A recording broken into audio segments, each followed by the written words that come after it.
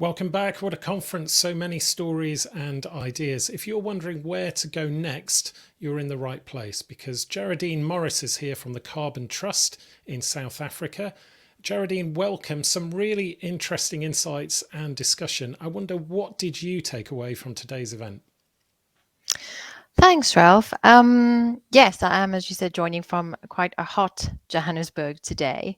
Um, so I've got a few remarks just to cover off, and I wanted to start by thanking the Carbon Trust CEO Tom DeLay, um, our very insightful keynote speaker, Dr. Crispian Ulver from the Presidential Climate Commission, all of the brilliant panelists and moderators.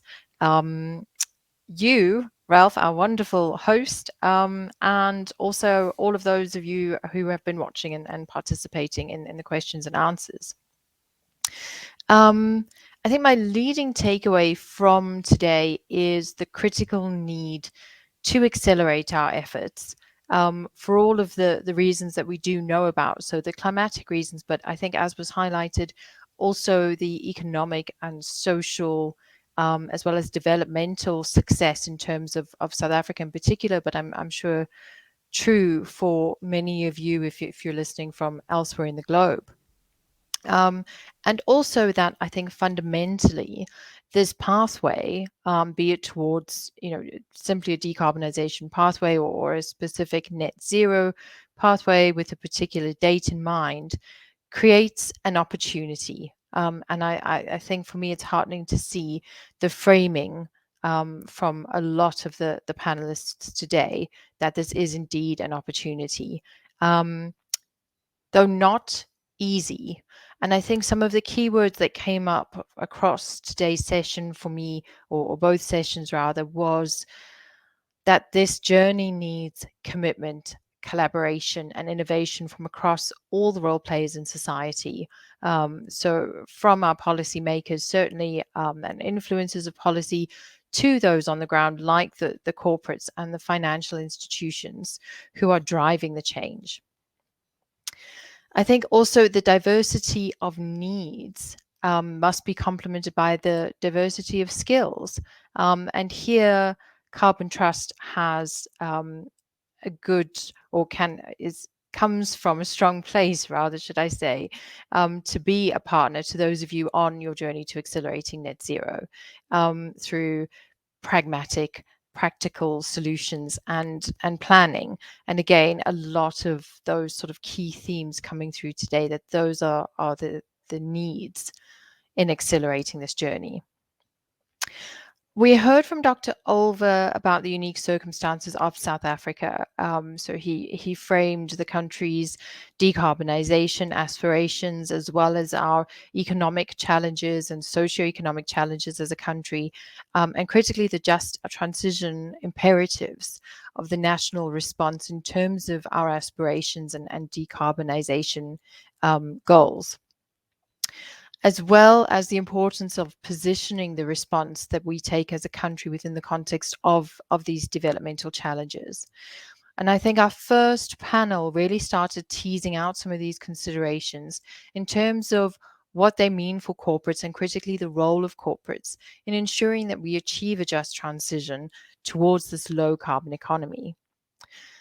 Nicola Martins highlighted the importance of framing the shift again in the context of opportunity. So that came through quite strongly. And then Dr. Amal Lee pointing out the importance of the engagements with local and affected communities, again, in terms of leveraging these as opportunities and opportunities, again, for all stakeholders involved. Um, this working with and walking with stakeholders along the journey, which is paramount to the success. The role of policy was highlighted also in the first panel in terms of providing guidance to the private sector. Vicky had also referred to the work that her organization, the World Benchmarking Alliance, had done. They issued their leading report in 2021, the Just Transition Assessment, which also found the fundamental success of a just transition to be based again on this collaboration with workers, communities, and policymakers, and so forth.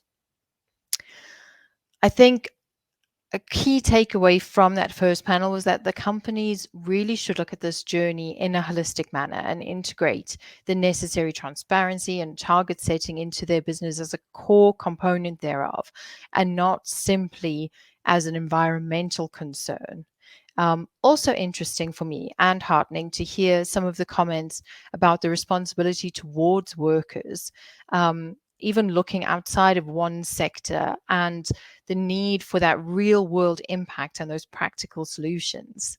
Annika Land also spoke to the critical need for data, but I think my ears really pricked up at the mention that she made of public-private partnerships, which in my opinion is a critical lever needed in South Africa's journey. She also spoke, Vicky, also spoke about the need for an enabling policy environment. And these are my kind of pet areas of work. So these statements really resonated with me. I think in terms of the second panel, there was a lot of similarities. So Kristen Hund highlighted the insights from De Beers' journey, demonstrating the importance again of internal collaboration and integration for organizational change. Some of the further examples and critical learnings that were shared by Nola Richards on the importance of ensuring that organizations have the right team and skills to implement the change. And again, highlighted the role of innovation in implementing the change and leveraging the scalability. So here again, this really critical role of collaboration and partnerships and integrating this throughout the organization, but also along the value chains, which featured quite strongly in some of the discussions. Christelle emphasized the role of blended finance and driving innovation for technologies needed for the change. And then Arvana from Nedbank sort of led off from this point to the role of innovative finance packages that could then galvanize further information and respond to the market needs more dynamically. And I think what I took away from a lot of these discussions is whether developmental or commercial financiers are looking for transparency and credible strategies and targets to enable them, I suppose, to give provision for the financing. As well, I think, as the bona fides that these organizations can effectively implement these plans. And here again, collaboration featured strongly, this time collaboration between potential funders and those seeking funds.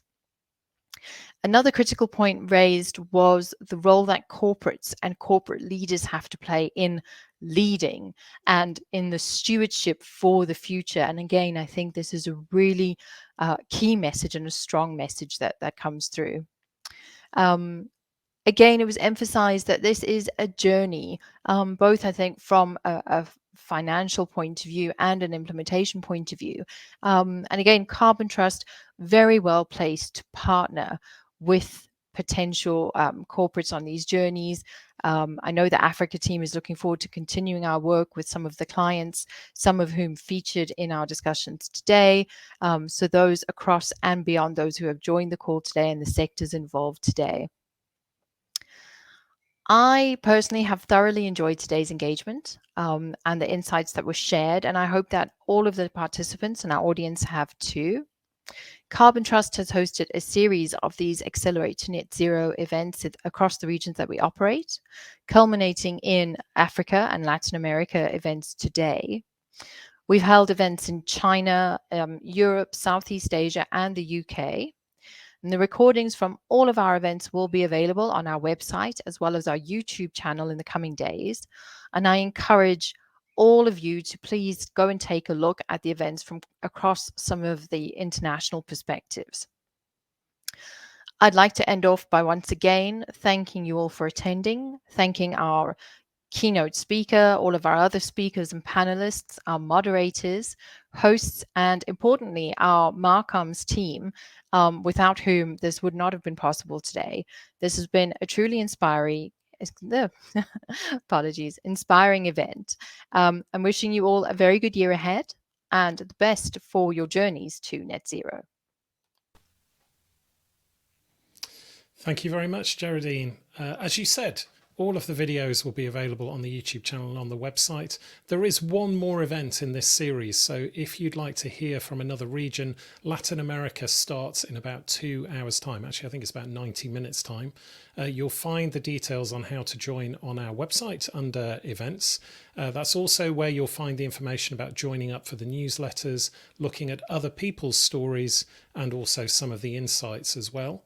If you follow us on LinkedIn, you will see some of the sound bites, if you like, the little digestible news nuggets about what's going on in the industry. There was a great one the other day about the fashion industry and how their progress towards net zero is going. So for now, from the whole of the Carbon Trust team, thank you for watching, and we'll see you soon.